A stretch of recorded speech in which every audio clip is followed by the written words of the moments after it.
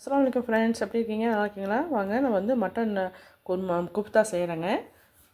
Mutton வந்து நான் வந்து 1/4 கிலோ மட்டன் மாதிரி எடுத்து வச்சுருக்கேன். எலும்பு இல்லாத மட்டன் எடுத்து வச்சுருக்கேன். அதே அளவுக்கு தேங்காய் எடுத்து வச்சுக்கணுங்க.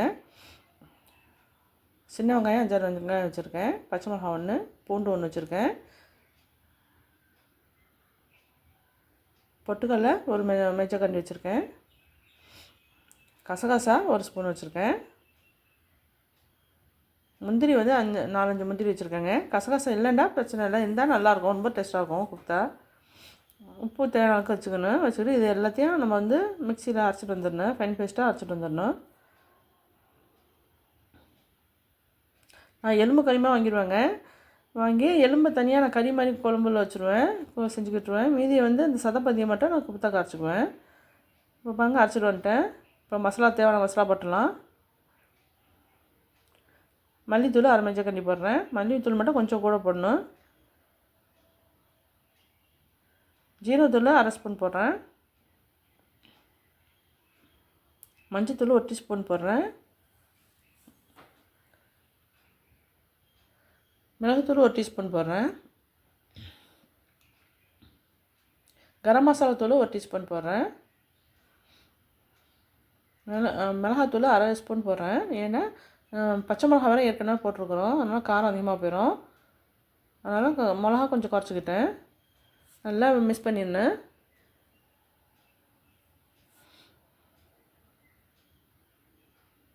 கறி குழம்பு செய்கிறத காமிக்கலைங்க. நான் நிறைய வீடியோ போட்டிருக்கேன் கறி குழம்பு செய்கிறத.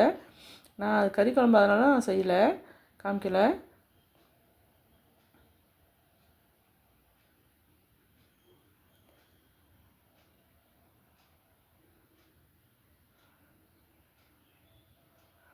குப்தா கறி எப்படி அரைக்கிறது, எப்படி செய்கிறது மட்டும் நான் காமிக்கிறேன். இப்போ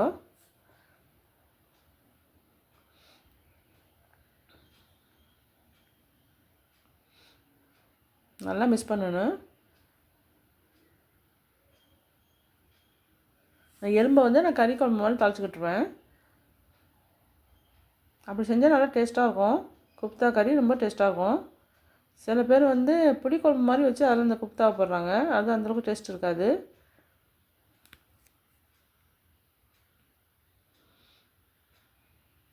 இப்போ வந்து தண்ணியில் ஒரு பவுலில் தண்ணி வச்சுக்கணுங்க. வச்சுக்கிட்டு நம்ம அப்போதைக்கு நம்ம தண்ணியில் நனைச்சிக்கணும் கையை.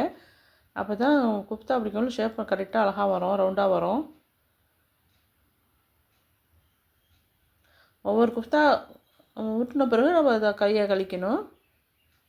அப்போ தான் நமக்கு கரெக்டாக வரும்.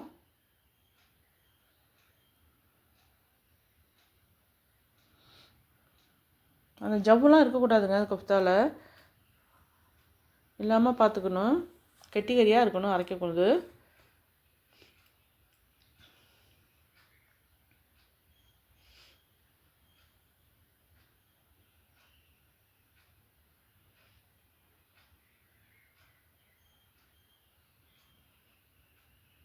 எல்லா குப்தாவும் ரெடி பண்ணிவிட்டு காமிக்கிறேன்.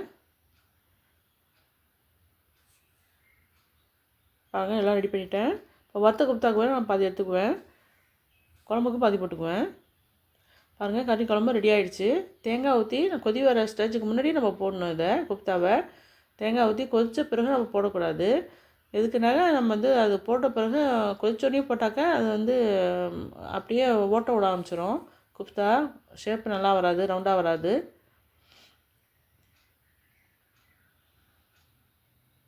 அப்படியே குப்தா உடஞ்சிரும். குப்தா போட்டு ஒரு 10 நிமிஷம் நம்ம கொதிக்கணுங்க. நல்லா கொதிக்குது. கொதிச்சாச்சா நல்லா பெருசாக நமக்கு கிடைக்கும் குப்தா. நல்லா வெந்திருக்கும், நல்லா சாப்பிட நல்லா டேஸ்ட்டாகவும் இருக்கும். இந்த எலும்பெல்லாம் போட்டு நான் கறி குழம்பு மாதிரி செஞ்சுட்டேன். கறி வேக வச்சுக்கிட்டு காய்கறிலாம் போட்டு வேக வச்சு மசாலாலாம் போட்டு அப்புறமா தேங்காய் ஊற்றி ரெடி பண்ணி வச்சுருக்கிறேன் கறி குழம்ப. அதில் இந்த குப்தாவை போடுறேன். நான் நிறைய வீடியோ போட்டிருக்கேன் மட்டன் குருமா எப்படி செய்கிறதுண்டு, கறிலாம் செய்கிறதுலாம் இப்படின்னு காமிச்சிருக்கேன். அதனால் நான் இப்போ போடல. நான் கறி குழம்பு செய்கிறத பற்றி குப்தா மட்டும் நான் காமிச்சிருக்கேன். நல்லா வெந்துருச்சு பாருங்கள். மல்லி எல்லாம் தூவிட்டுருக்கேன். 10 நிமிஷமாக கொதிச்சுட்ருக்கு. அப்போ ஆஃப் பண்ணிடலாம் அடுப்பை. அதுக்கு ரெடி ஆகிடுச்சுங்க. குப்தா கறி நமக்கு ரெடி ஆகிடுச்சு. வறுத்த குப்தா நான் செய்கிறேன். ஆயில் சூடாக இருக்குது. இது அதை விட டேஸ்ட்டாக இருக்குங்க வறுத்த குப்தா.